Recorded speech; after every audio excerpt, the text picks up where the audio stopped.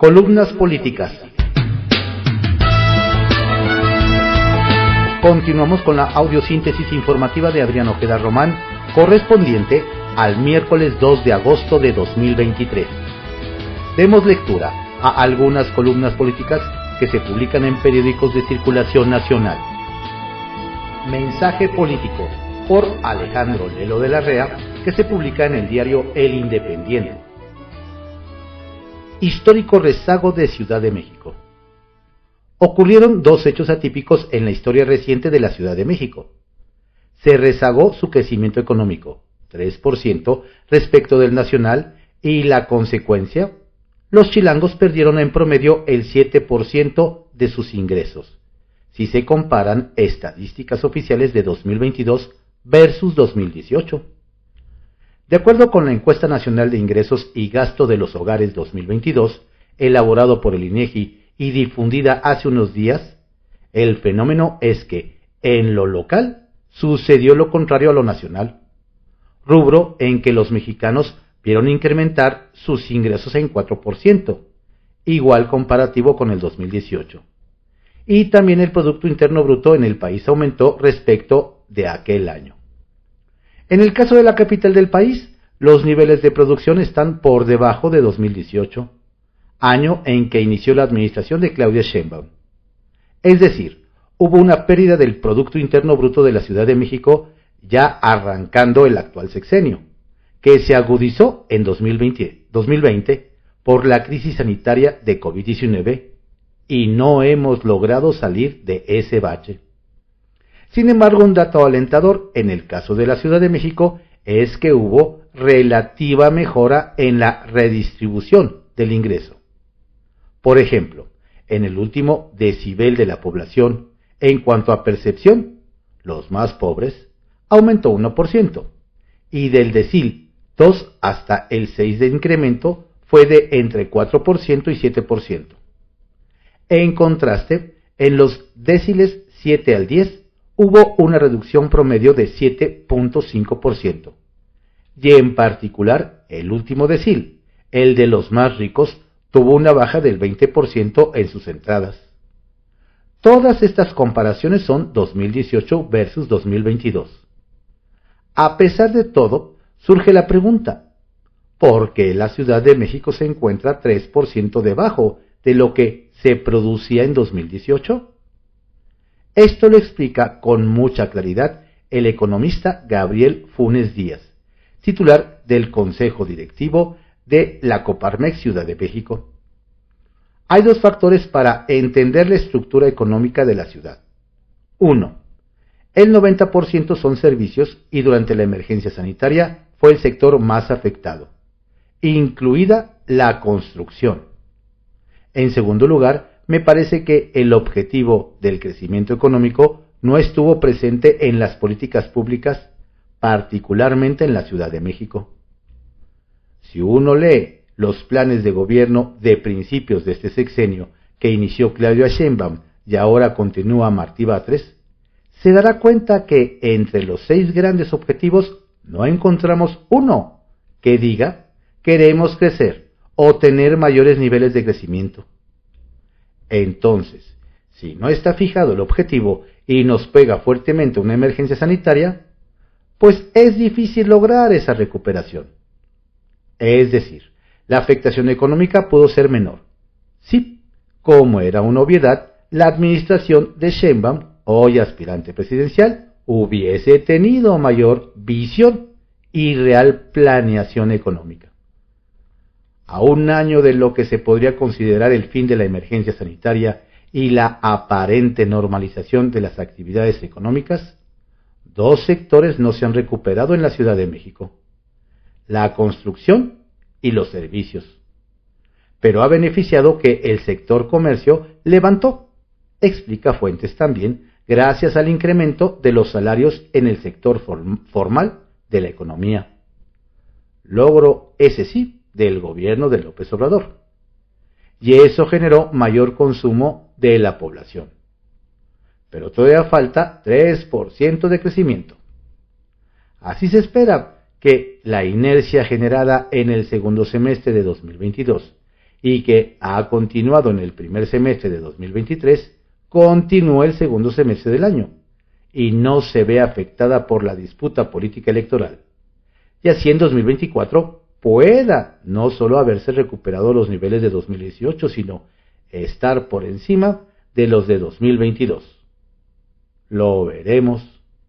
Estrictamente personal, por Raimundo Riva Palacio, que se publica en el periódico El Financiero.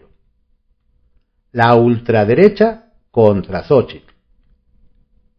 Los principales enemigos de Xóchitl Gálvez no solo son el presidente Andrés Manuel López Obrador y los morenistas, que la denunciaron penalmente.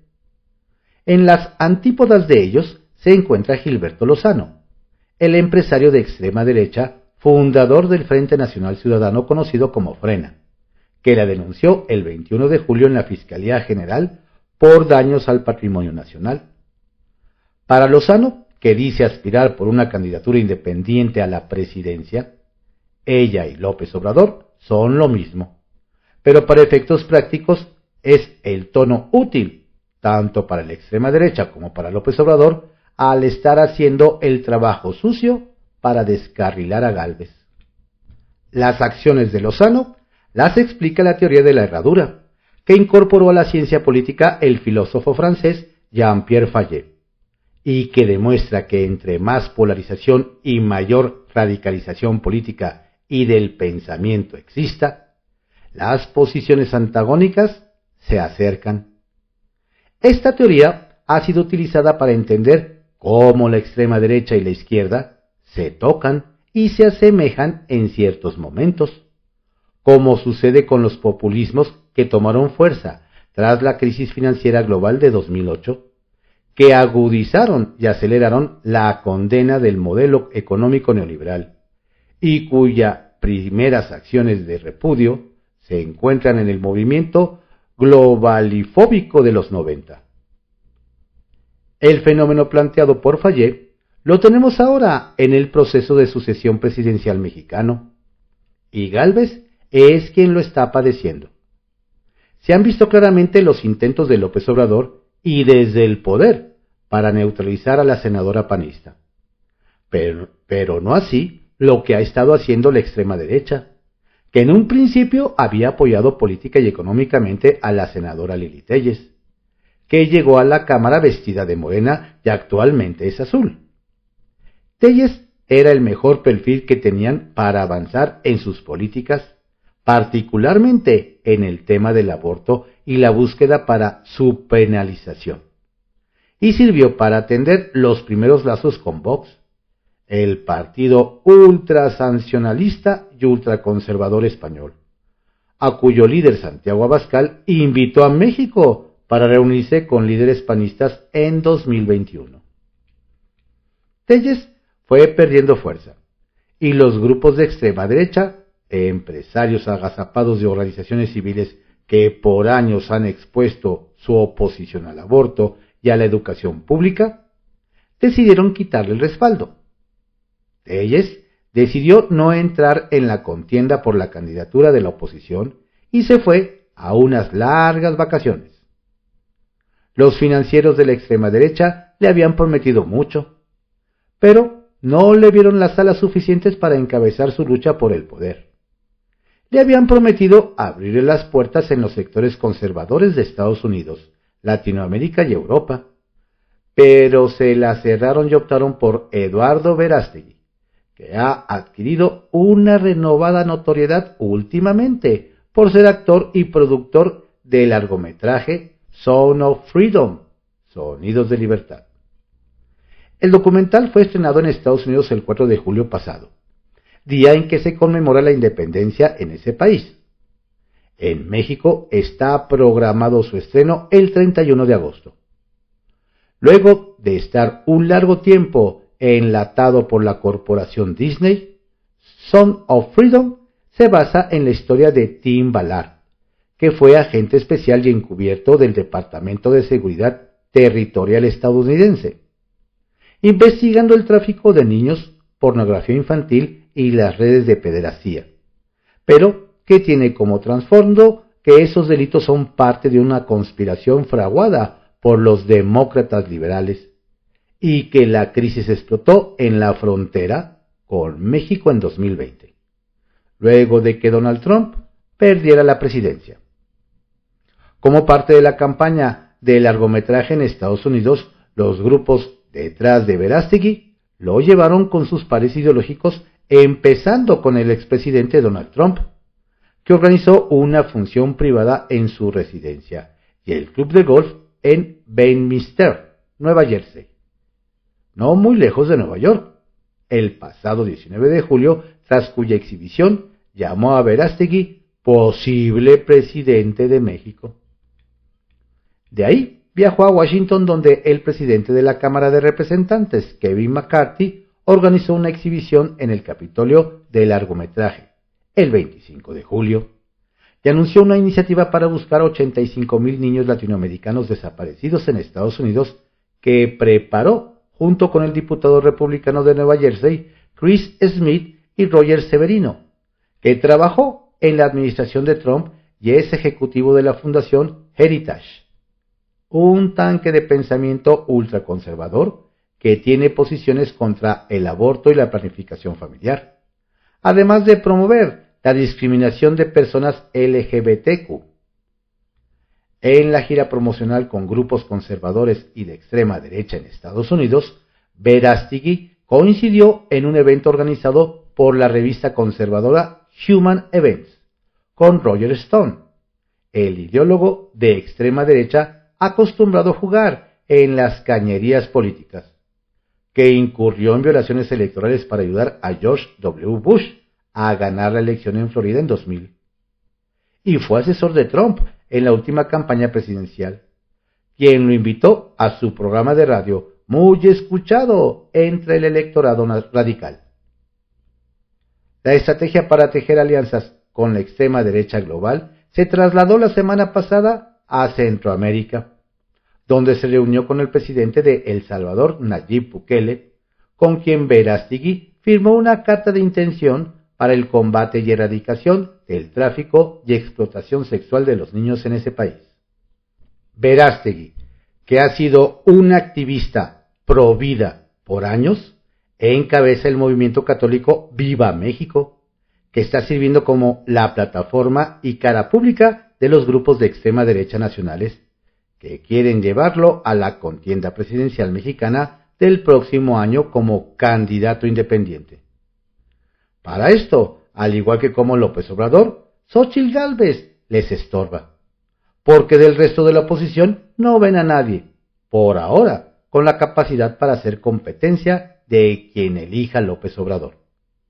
El activista, al venir de la sociedad y no de la política como Telles, es la carta de la extrema derecha, que hoy necesita que caminen las denuncias penales contra Gálvez para profundizar la polarización, borrar a la oposición y luchar por el poder. Historias de reportero, por Carlos Loret de Mola, que se publica en el periódico El Universal. La trágica muerte del empresario favorito. El 8 de octubre de 2021, en estas historias de reportero, escribí sobre un personaje que hasta ese momento era prácticamente desconocido. Un joven empresario que meteóricamente había saltado de vender equipo contra incendios a convertirse en multimillonario contratista del gobierno federal. El domingo pasado, este hombre murió. El avión privado en el que viajaba Daniel Flores se desplomó en el mar 3 minutos después de haber despegado del aeropuerto de Veracruz. Había volado para asistir al mitin de Adán Augusto López en esa localidad. En octubre de hace 2 años, así empezaba mi columna. ¿Cómo puede un empresario dueño de un negocio de extinguidores de fuego volverse uno de los contratistas más poderosos de Dos Bocas? ¿Cómo puede haber logrado un joven hombre de negocios en tan poco tiempo estar entre los empresarios con avión privado, helicóptero, carrazos? No se han aclarado las causas del desplome del avión privado, en el que Flores era el único pasajero. Tampoco se han aclarado las causas que súbitamente volvieron al dueño de proyectos industriales, un poderoso e influyente empresario, uno de los consentidos del sexenio.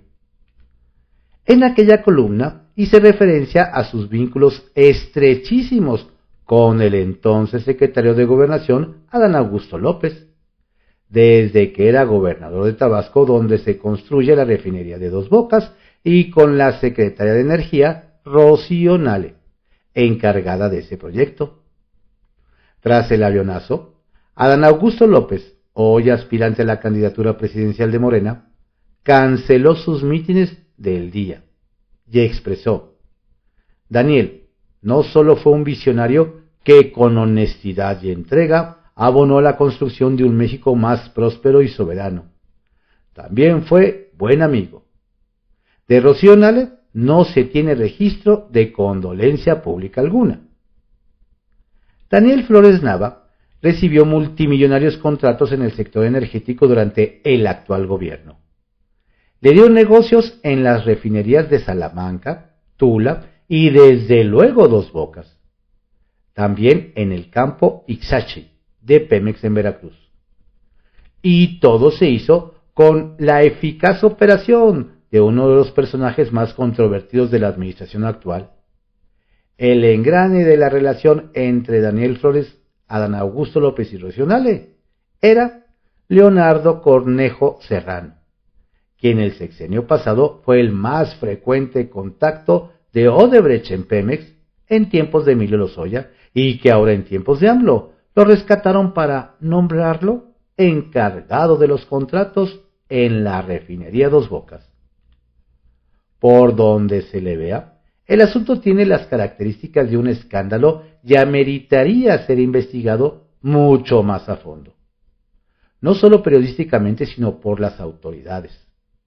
Una trágica y dolorosa muerte ante la que no se escatiman condolencias no puede ser usada como un manto de impunidad para no esclarecer los amarres que encumbraron a Daniel Flores Nava y los beneficiarios políticos y económicos de su meteórica conversión en uno de los empresarios consentidos del sexenio.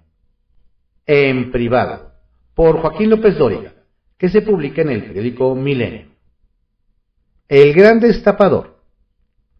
Andrés Manuel López Obrador se ha convertido en el presidente que más precandidatos ha destapado, superando a los 7 de Luis Echeverría en 1975. 6 suyos, 43 de la oposición y 2 de Movimiento Ciudadano. Todo en aras de asegurar la prolongación de su mandato en la figura de la consolidación de su cuarta transformación. Sin ningún pudor, desde agosto de 2021, tras el revés electoral de junio de aquel año, nominó a Claudia Sheinbaum, Marcelo Ebrard, Adán Augusto López Hernández, recién llegado al gabinete, y luego a Ricardo Monreal.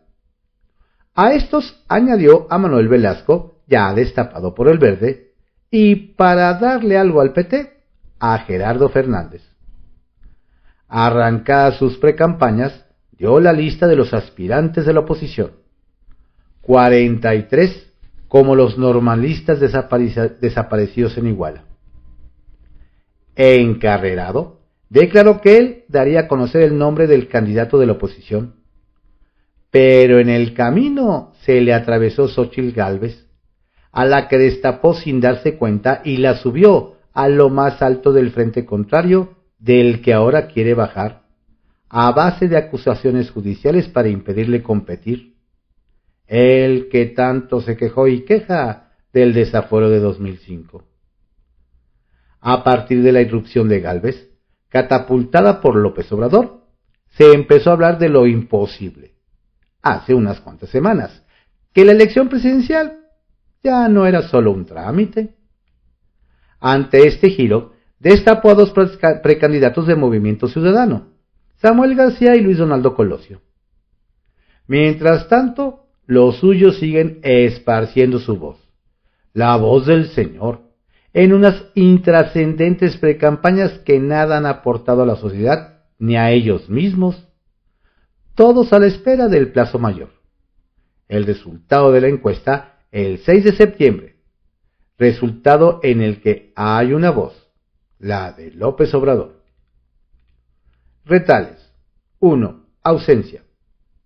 Mientras tanto, en la oposición, las precampañas de sus precandidatos tampoco conmueven a nadie, salvo el caso de Xóchitl, que parece irse desgastando por las indiferencias de los dueños de los partidos políticos. Nada ha sucedido, lo que enturbia aún más la presencia de quienes desde el pasado aprovechan para levantar la mano y abaratar el proceso. 2. Divide. ¿Y vencerás?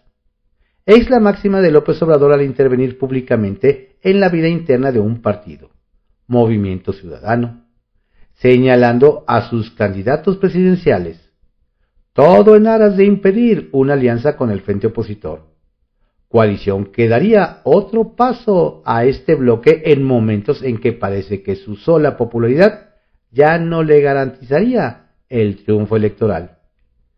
Y 3. Estreno. Está confirmado que el 1 de diciembre López Obrador inaugurará no solo el Tren Maya, sino también la nueva Mexicana de Aviación, aerolínea a cargo de la Sedena, que comenzará a operar ese día con 10 Boeing 737 bajo la forma de leasing, operación común en el mundo de la aviación comercial. Capital Político, por Adrián Rueda, que se publica en el periódico Excelsior. ¿Y dónde se metió Clara? Hace más de un mes, Clara Brugada salió de Palacio Nacional sin dar ninguna declaración. En los pasillos de Morena se empezó a comentar que el mismísimo Andrés Manuel López Obrador le había llamado para decirle que se destapara hacia la jefatura de gobierno. Nadie lo confirmó oficialmente, pero varios mordieron el anzuelo, sobre todo después de que la alcaldesa de Iztapalapa anunciara su evento el 25 de junio en la Puerta de los Leones del Bosque de Chapultepec, donde se destapó. Ese día, Brugada no solamente externó su aspiración para gobernar la Ciudad de México, sino que anunció varios recorridos por las 16 alcaldías de la capital para formar un frente de izquierda que impulsaría su candidatura. Vamos a ir a recoger los sentimientos de la gente, que el pueblo hable, que el pueblo proponga y que recorramos todas las colonias de la ciudad.